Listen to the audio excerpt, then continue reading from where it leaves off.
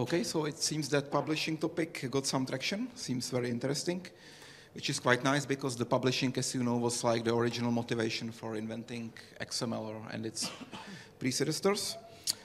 So we have like selection of people who have really different background in publishing, at least I hope. So I would like to start that each just going around the table and each of you just briefly introduce yourself and your background in publishing. So we know what to expect, and we will just do a few questions around the table, and then we have like plenty of time to answer questions from auditorium. So if you can start. Yes, so hello again. I'm Vincent, and actually I worked for Hachette Livre since 4 years, and that's it, maybe. Say what Hachette is using. Are they using CSS, Page Media, or XSLFO, or both, or InDesign? Or? Yes. So Hachette Livre is not one publishing house, is a large group of different publishers. So every publisher can choose any technologies. So some of the publishers can use XSLFO or CSS Page Media or what else. But I believe that in the USA, the Hachette Book Group in the USA is based on HTML plus CSS, but I'm not sure. But this is just a little information for you. Hachette Livre also is in a lot of different fields, practical books, novels, etc. So this is also depending on what book the publishers do. So there is no one technology, but several technologies. Okay, thank you. I think I can skip, or just maybe represent myself. Okay, I'm just going. Yes, I'm Mike Miller from Antenna House. On the 1st of February this year, I marked my 12th year at Antenna House. Primarily promoting the FO products that Antenna House has, but we also have other products that we sell. My background in printing and publishing goes back over 50 years. I've got a degree in printing engineering long before computers were used to do typesetting. So my background at that time was with linotypes, handset types, monotypes. Most of you probably don't even know what those machines are, but they were impressive, to say the least. In terms of automated typesetting, I started when it was paper tapes feeding 8K byte machines to do hyphenation and justification, and have seen the evolution from those machines to where we had 32K bytes, 128K bytes, 5 megabyte disks for dictionaries, up through the VAX computers from Digital Equipment, where I worked for 17 years in their publishing groups, to now where a laptop does major publications, tech manuals for aircraft and other stuff. So I think I've got probably as extensive a background in the industry as anyone. Thank you. I'm Romain Deltour. I'm working for the DAISY Consortium, which is a non-profit organization committed to make digital publications accessible to the print-disabled people.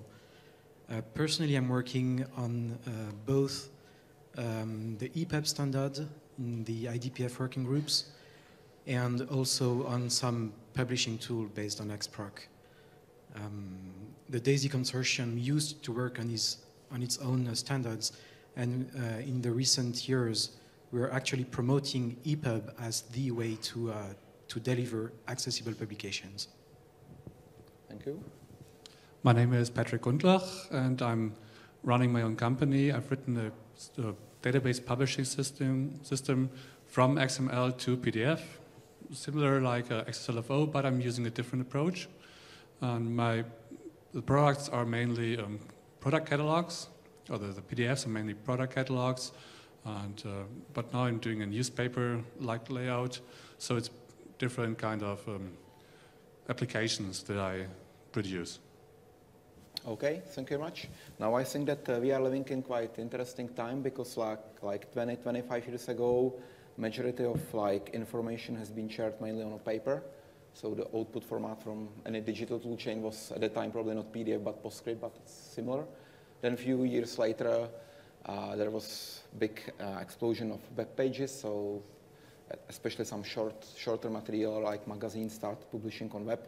Then a few years ago, almost everyone bought some Kindle or different kind of ebook reader. Now if you travel on some public train or bus, you see a lot of people just watching their smartphones and reading something there or playing some stupid game. So what, in your opinion, is format which will be used in future? Will it be PDF or EPUB web or something different which will combine everything, or will there just be different needs till long-term future? So maybe if Patrick can start, so we can go from different side.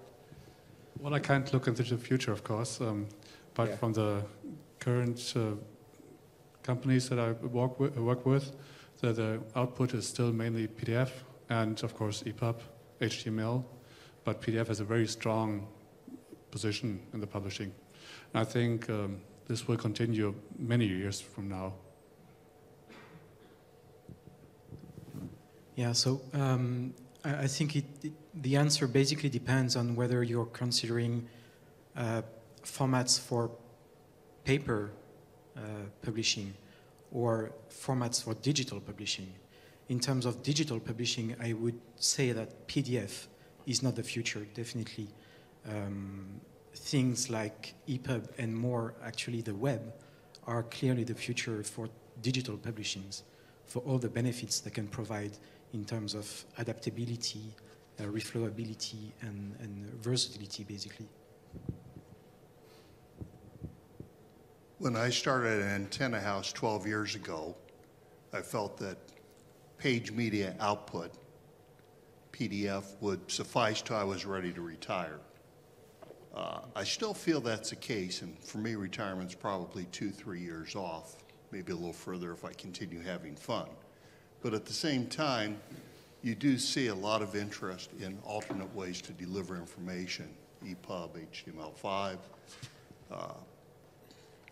But PDF is still the lion's share. And, you know, at Antenna House, where we sell a formatting engine to produce PDFs, we still sell a lot of those every month.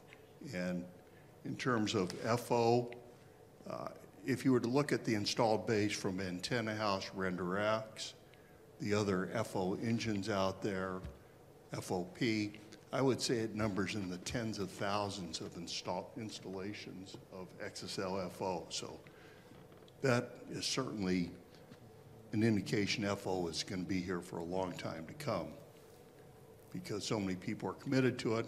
There's also just a lot of tools. One area that this conference doesn't touch on is DITA.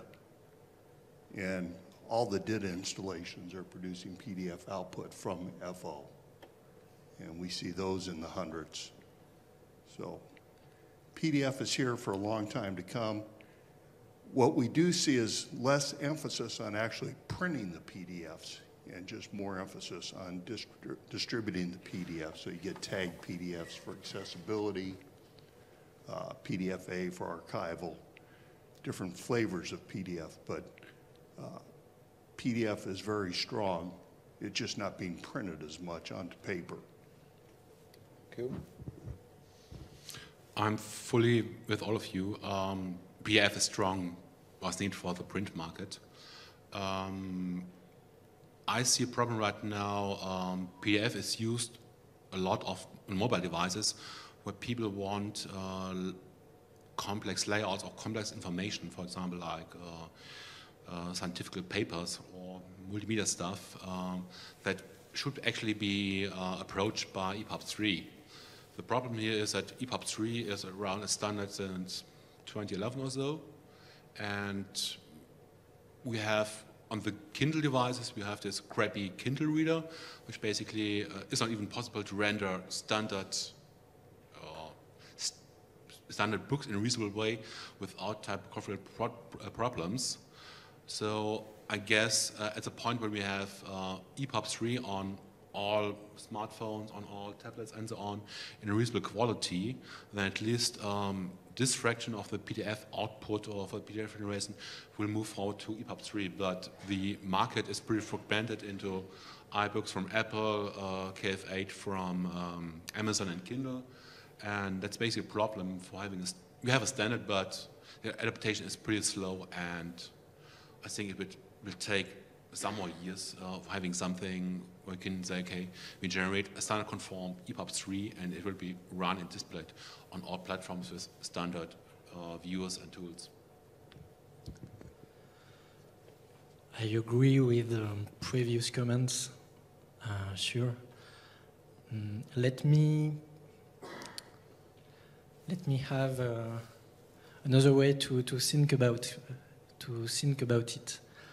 PDF probably is the continuum between print and the web and the digital world, because everybody knows what a book is, and we with the PDF we have the same experience than the print. So that's because PDF is a widely used format even today. But now we have a new world called the web, and EPUB is a format based on the open web platform, and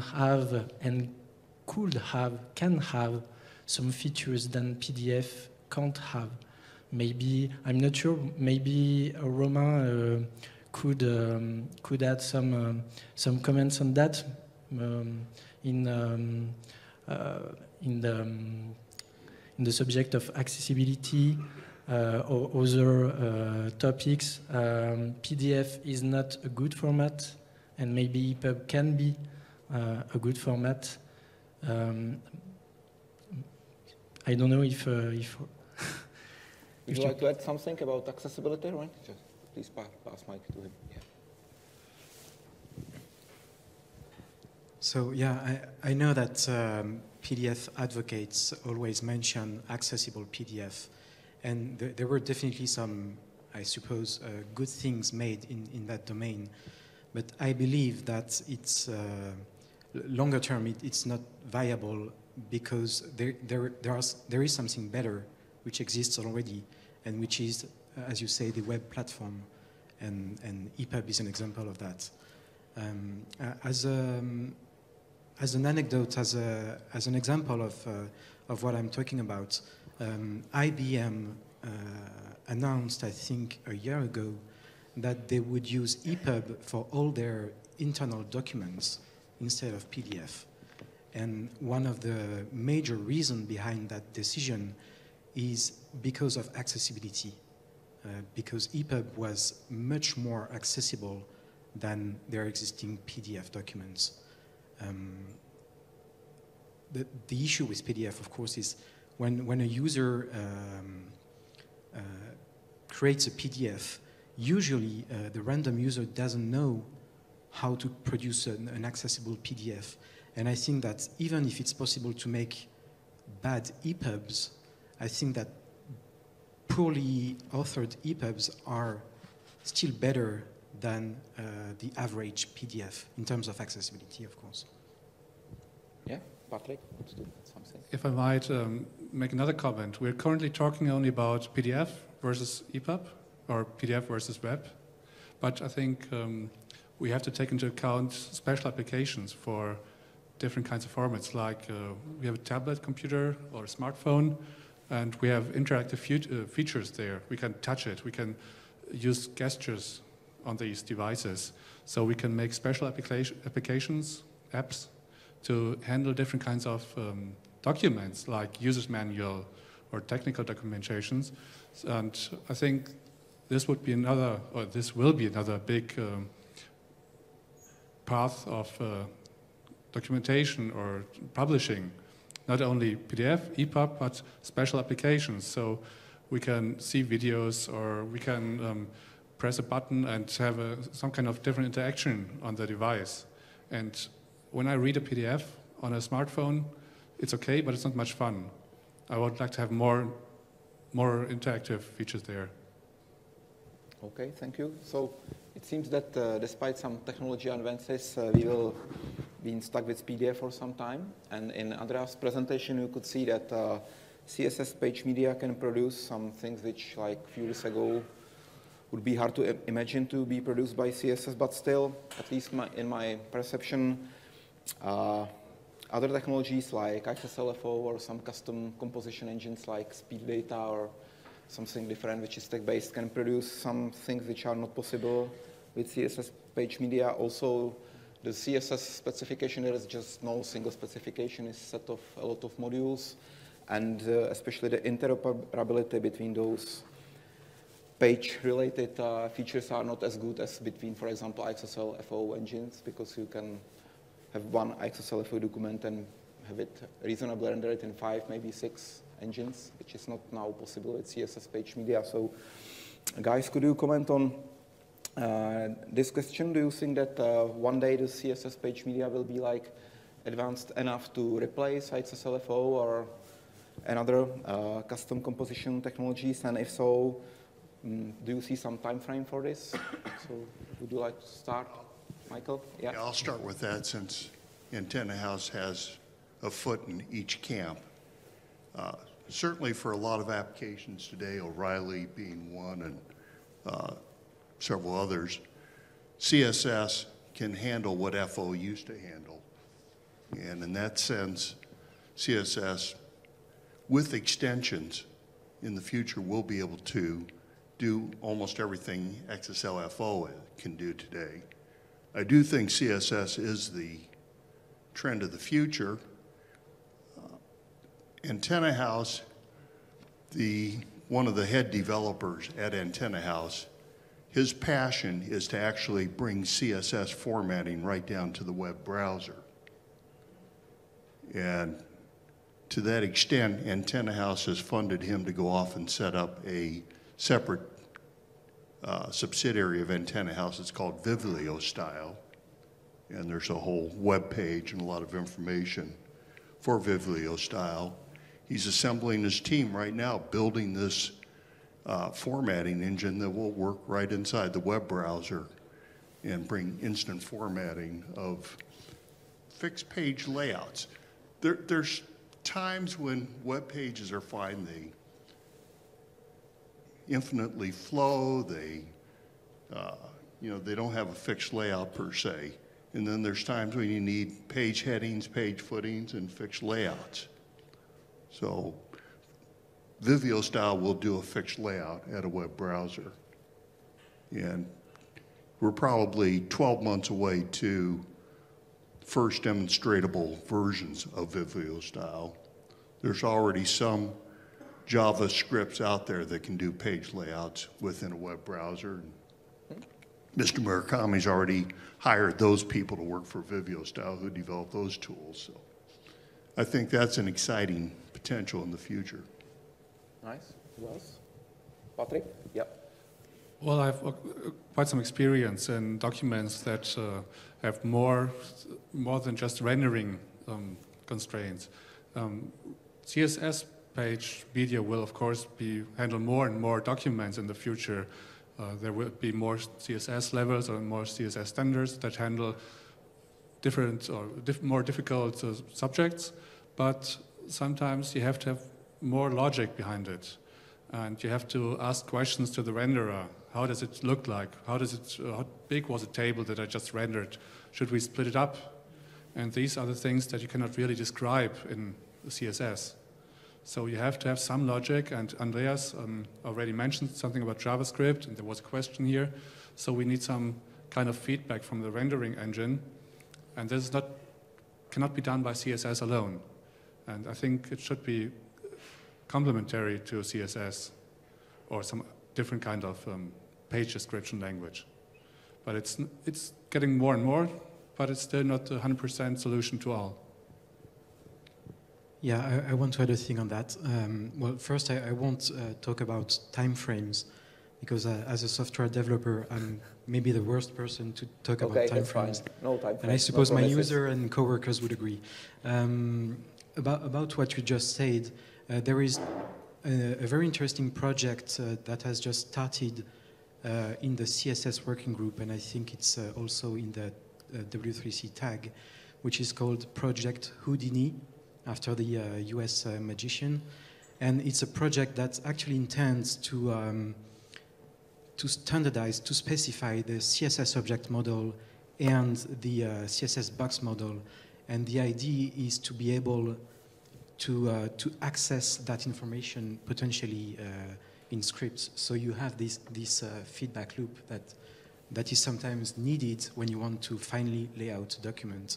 So it's a project that just started, but the idea, in the same spirit as the Extensible Web Manifesto, the idea is to provide the low-level tools for the developers to experiment with that and to improve the state of things.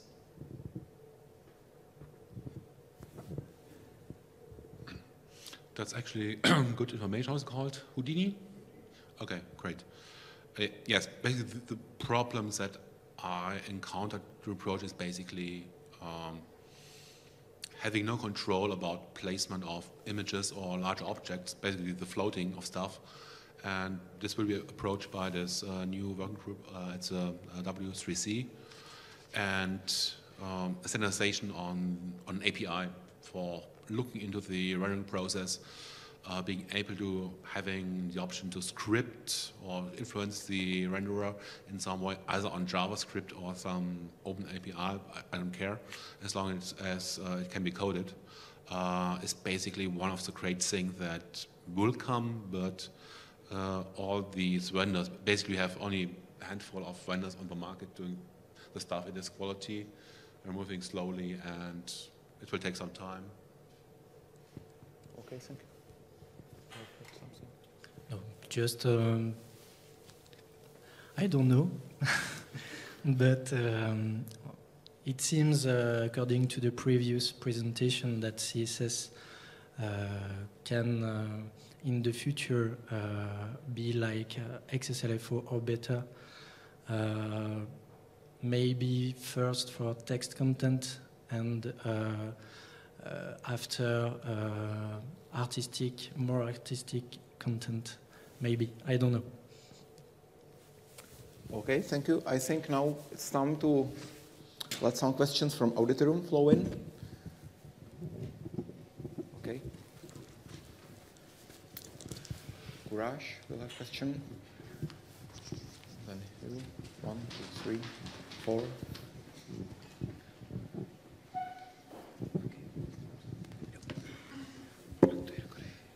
You mentioned that you're setting up that team to set up the new engine, and it might take a year, 12 months. Why does it take so long to create typesetting engines or things like that? So it was probably a question to Michael.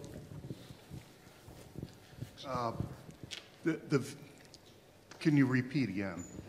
You mentioned you're going to spend 1 year to develop your new engine, so I was just curious, how come it takes such a long time for any software? How come it takes such a long time to create a new typesetting engine? Well, the Vivlio style, it's going to be based on open source code that's out there already, and enhance it. And if you go to the Vivlio style website, the commitment is to make the code open source also. And the business models that they'll be commercial versions of it developed for people who want to badge engineer it, embed it in their products, use it in different ways, consulting. But the basic code will be open source. It's going to be CSS based for the input.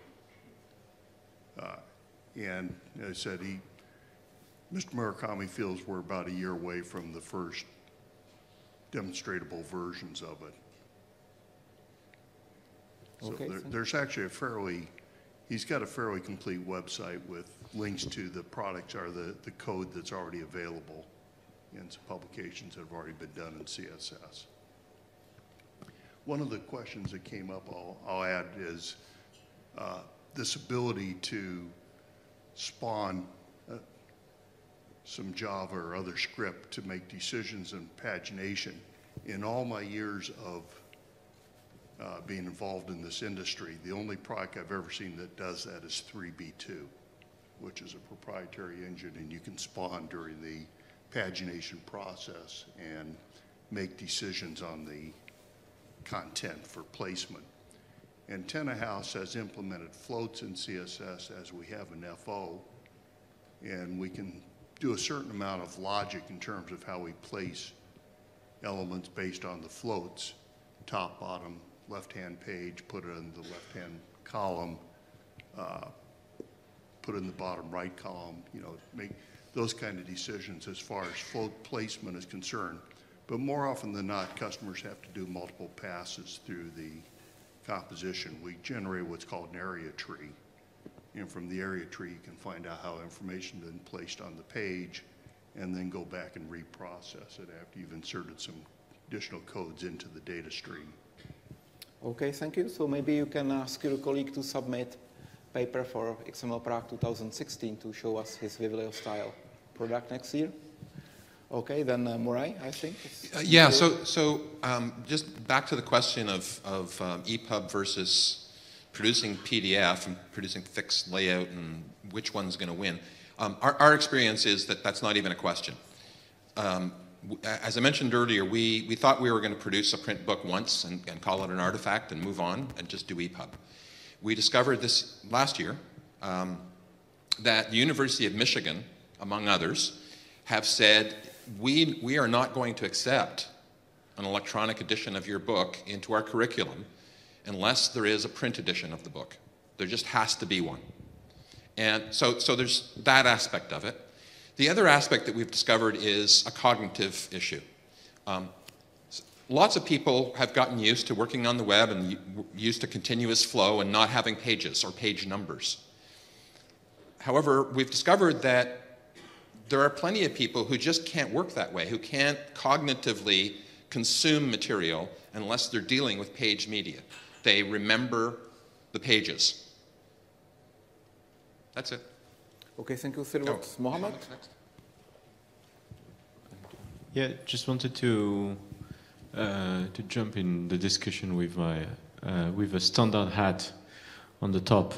So I heard with your presentation and the panel here, I heard something where you compared CSS, XSLFO, PDF, and a lot of stuff, even if they are not really giving the same environment and tools and everything. So, for example, EPUB is a standard, right? PDF became a standard, but there is many versions of PDF around the world. So, and that's one point that you have to say. Digital preservation has not been discussed here, but a lot of people are fighting with how can we get information out of PDF that have been produced in the last 20 or so years and all that stuff. So my question is, if we are doing publishing today, what would you change instead of saying, okay, there is tools, there is people using those tools, it's fine, there is market, great. So we do PDF because people are asking PDFs, right? So that's mostly what I heard. So is there a different way to do publishing today even for paper, right? That's the question. And when we go to the paper, there is active paper and passive paper, like e-inks and all this stuff. It's not mentioned either. So that's more broader questions. You are not asking easy questions, Mohammed. No, I'm. So, would like to take it? Well, Patrick, maybe? Maybe Patrick can start now. Thank you. Well, I think PDF is perfect as it's now. It's internally it's quite messy, but from the user perspective, it's okay. I don't think there's much that we can enhance to the PDF. Of course, there's some interactive features, 3D stuff or so, but from the user's point of view, I think it's very good. For the users who can actually view, I think they would agree. But for the others, PDF can be really bad. But that sad joke aside, I think to answer Mohammed's question, if we were to reinvent publishing today, I think, and I think that's an actual issue that publishers have to face when they're thinking in the future, is that with digital publishing, they have to actually reinvent publishing. It's not just a hypothetical question, it's a real question they have to answer themselves. And PDF is a way to represent in digital what they know how to do in the paper.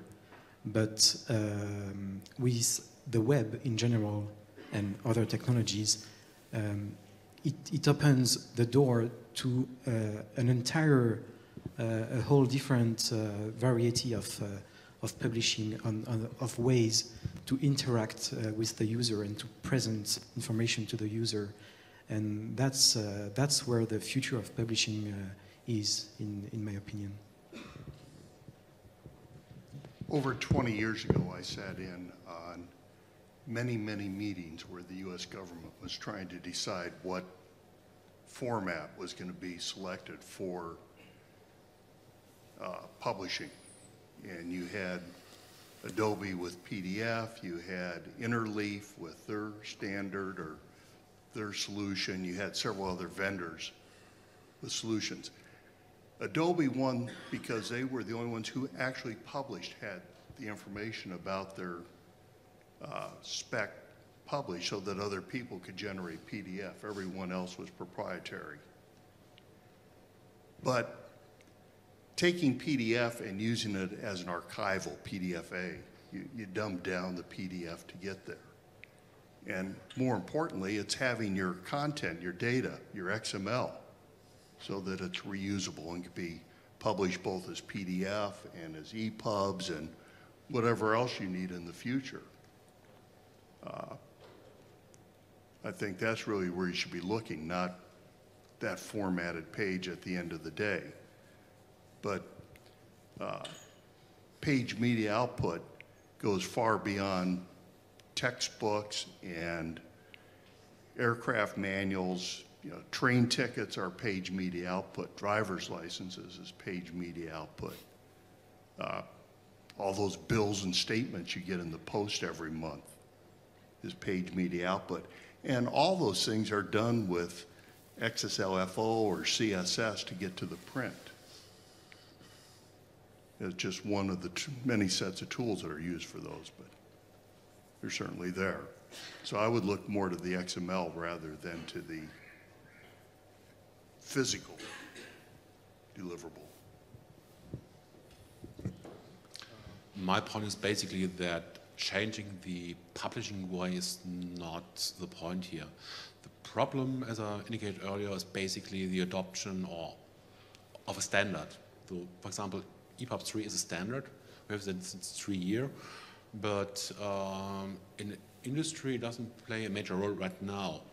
The question is how this could be changed in a way that the tools, the viewers are available for everyone. Perhaps, as I said, in US 20 years ago, there was a requirement to special formats.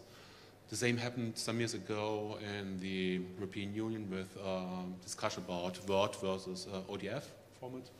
So basically, all countries or governments require that the open standard for word processors is based on OTF and not the Microsoft Word standard. And I think a big push forward having a standard for online publishing in terms of EPUB 3 or EPUB 4 or whatever would be having something, a decision on public administration in the same way. That something like EPUB 3 would be a requirement for documents published for government organizations and so on. And this would basically give the vendors the requirement for adjusting their tools, going back to the standard, staying to the specs and so on. And this would be a really good idea for moving forward with state-of-the-art publishing, at least for electronic documents, because right now the complete e-book industry feels like technology from the last century. So we have multiple versions of PDF. We have today EPUB 2 and EPUB 3 on the market. So maybe if I would change the publishing industry today, one word could be versioning, because if I can follow the evolution of the standards like EPUB or maybe EPUB Web in a few years, I can be up to date. So maybe if I would change the publishing industry, versioning can be the word. I don't know if PDF 5 is a good format, but if I can versioning, I can choose PDF in a time, and after that EPUB and web and etc. Okay, thank you. Then I think that Horst is in queue. Okay, I try to scope my question as small as possible. A few concepts first. I see a page mainly as a limitation, a historical limitation. It used to be the carrier format we had and we could agree upon. We made it cheap by sticking to predictable sizes and industrialize towards that. We don't live in that time and age anymore. We're leaving it. If I look at just a few generations younger than we are, they don't consume information via pages, they consume information via screens. I agree with the statement that there are cognitive issues to decide upon as well. And I'm very glad that Michael mentioned other page concept prints, like lottery tickets, passports, and all those kind of things. So if I listen to this set of questions, answers, suggestions, thoughts, opinions, I see several use cases intermixed. When we focus on the content, it makes sense to come up with a standard consumption format, and it makes sense to come up with a standard production format. Now, PDF made the document portable, ebook made the content in a standard way consumable. Mohammed states the opposite use case, where we want to capture content from our consumables. Now, obviously, we immediately can consider a lot of consumables that have a lot of content, and then we would look at printed books, electronically static PDFs, but we also have a lot of content where the form is important. I mean, if you want to capture the knowledge based in passports and in lottery tickets, for instance, you would have to respect its form. And there is a third very big use case that we all like to forget. That is where the administration forces us to respect the form. And we have to cope with that. Now, one of these little things that pops up from time to time is, just to mention court forms, for instance. In most countries, they're standardized. If courts start using little electronic devices to register a form, they too would leave the world of the page behind. Not the electronic page, but the static page, the one that is so many millimeters wide and so many millimeters high. Do you have any thoughts on that? Do you have any thoughts on where we are leaving, finally leaving the world of static renditions at that level? Okay, who would like to start?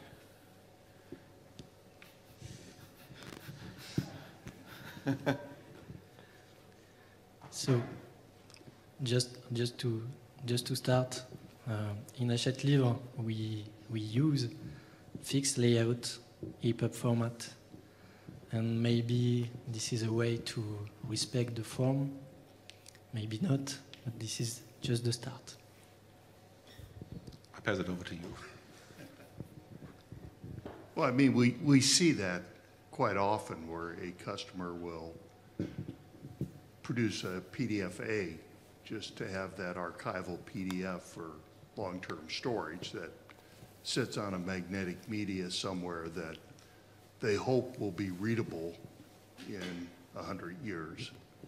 And in the US, the Library of Congress maintains a very large data center that has mag tapes and floppy disks that most people don't even remember, of all different sizes, and hard drives of all different ilks and sizes to be able to read that historical legacy data. And then they create the PDF-X that goes to the printer and has a CMYK and all the fonts embedded and the crop marks and the print marks and everything else. So they're doing multiple PDFs in that case to get to the different deliverables that they have to get to. But yeah, there's a lot of cases where you have to have that historical trail. You can't just create something on the fly and throw it away, because there's legal implications to know what happened up to a certain point or what information was used at a certain point. So if you take a flight bag, the electronic flight bag that a pilot uses, they aren't going to sit there and generate documentation on the flight for an aircraft in the air. They have to have stuff in a format that people on the ground can reference the same page and the same information at the same amount of time. So there's always cases where you'll have to have static pages versus dynamic pages. But then you see a lot of publications that at one point were legally mandated. One thing that most people either don't realize or don't consider is telephone books. How many people see telephone books anymore? But it was actually law that phone companies had to produce those phone books, and they had to get the laws changed so that they no longer have to produce phone books. And nobody goes to a phone book for a phone number anymore. Yellow pages, white pages, or any pages. It's all done online. So I think that's a case of one publication that's disappeared. And we could probably find lots of other publications where you didn't have to have that fixed page layout, just dynamic delivery of information. Yeah, I think the issue of requirements that mandates a specific layout, specific constraints on the size of the document may come from two different set of requirements. On the one hand, there is a requirement coming from, for instance, the government, right? They want a specific size on the document because that makes that document easier to process by them. And it's not a requirement oriented towards the user, it's for them. And on the other hand, there are sometimes the requirements because it actually helps the user to have a constrained size and fixed layout. For the former set of requirements, the one that benefits to the government, for instance, I don't think it's an issue at all. And we're talking about the future of publishing. So if we're moving to digital publishing, it's no longer a requirement. The government can rely on digital publishing to process the form, so they're no longer required to have a specific size. And it's already the case, for instance, for blind people. They won't have a paper form. They would have a digital form. So it's not a requirement per se. On the other hand, for the cases when the size is actually restricted because it helps the user, and that rejoins what Murray was saying. For instance, a page can help with cognitive perception of the document. I think there are creative ways to go on with that. It's one of the reasons why people are working on CSS page media. It's because there is actually a compelling use case for pages on the web. Even if you have these long scrolling documents, it's also sometimes useful to have pages. Okay, thank you. And I think that we now have time for last question from Lech. All right, so even today, when you look at this room, you'll see the most content published is not actually through EPUB or through traditional sort of flows like XLFO. People are actually publishing on social networks of, Facebook, Twitter.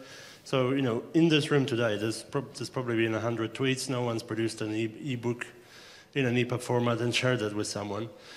So, fortunately or not, it is the reality that that people actually are publishers now, and they may not even know what CSS is. They may not even know they definitely won't know what XLFO is. So basically, when you look at just raw statistics at what people are publishing on the web and the volumes, it actually means that companies like Google or Facebook are the only ones that have sufficient resources to develop some sort of engine for composition. And I think to be successful, the only way forward is to track those developments and hopefully somehow just develop the remaining 5% of functionality. If we diverge from that trend, from basically doing whatever those companies are doing, with the current state of the market in publishing, there is not enough, in my view, not enough profits to sustainably develop some sort of composition engines. Because, there's so much free content right now, which is competing with the publisher's business model. It's much harder to justify the price of an electronic product compared to a print product. This all means there's less money available for developing things like, XSLFO rendering engines, and it's one of the reasons that the group disbanded. I think same fate may happen if we go overboard with requirements for CSS page media, for example, because there's a group of people who say it's too much for mobile devices. Maybe we should simplify. Maybe we should get rid of that. For example, there's also the issue of the sort of consuming this. You can consume a printed book. We discussed this. Probably you have to use PDF in this scenario. You can consume on a mobile device or any other screen. In every single case, it's going to have a browser already, so there is no need to reinvent the wheel or a specialized e-reader just for ebooks. Just use the browser. The only other scenario I can think of is the Kindle, which is just a very, very low-end device with an e-ink screen, but even that has a browser, and even that, behind the scenes, is capable of rendering HTML. So all I'm trying to say is we should really track the developments in the broader sort of HTML community, and just reuse that as much as possible. If we don't, it's just it's going to be like it is now. EPUB, it doesn't even reach the consumer. It doesn't reach it on iBooks. It doesn't reach it on Amazon. It doesn't even reach it on the web because you need specialized plugins. So that's the reality. And unless we somehow synchronize with the broader web, it's going to be the case. There's going to be isolation, and there's not going to be enough budget to develop things further. That's it. So there was sort of comment, not question to anyone. Yeah, okay, so just want to say that I mostly agree with what you said, and that's the direction EPUB Web is going, for instance. Okay. Would you like to add anything, Michael, or someone? Well, Antenna House, we're in business to make a profit. So as long as there's profit to be made, we'll continue developing product. And we see profit in FO, we see profit in CSS. We've been doing FO for 15 years now. And ironically, it's as strong right now as it was 5 years ago. We sell as many FO licenses each month. So there's no diminishing in that. People still need to produce page media output. And where there's a commercial need, and even those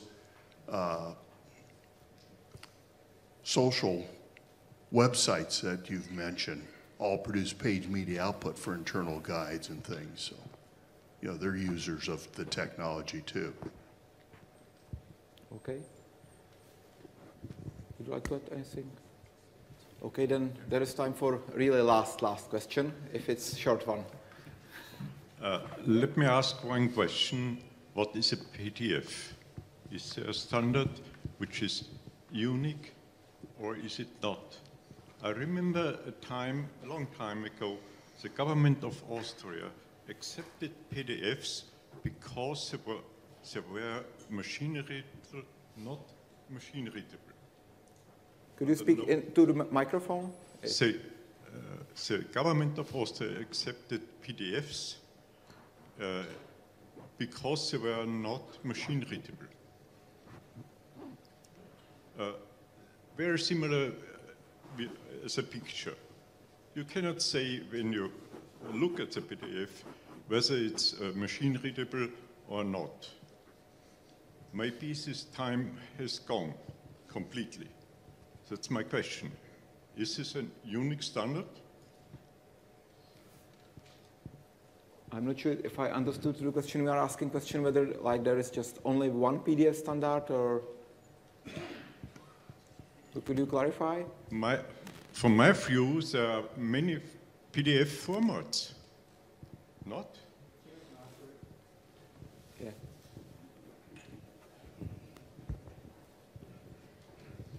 Well, there's actually one ISO standard of PDF, and there's some supplements for PDF-A or PDF-X, but this does not. Well, you ask about machine readable, right? And you cannot guarantee machine readable PDF. It might be internal a picture, for example. Well, you can, if you do it right, then it's machine readable, but you can do it wrong and it's not machine readable. So there's no single answer to your question, but if you use PDF-A, I think these requirements are that this is machine readable. So I would say, yes, it's a good format for archiving. You don't understand me. If it is a picture, it is in principle machine readable nowadays. But all the information about formatting is lost. Actually, it's not a picture, it's text and formatting instructions. So you can extract the text and neglect the formatting instructions. Or maybe you can discuss it during the social event, because, yeah. Okay, so I thank to all panelists for attending in this panel. Thank you very much, and thank you for your question.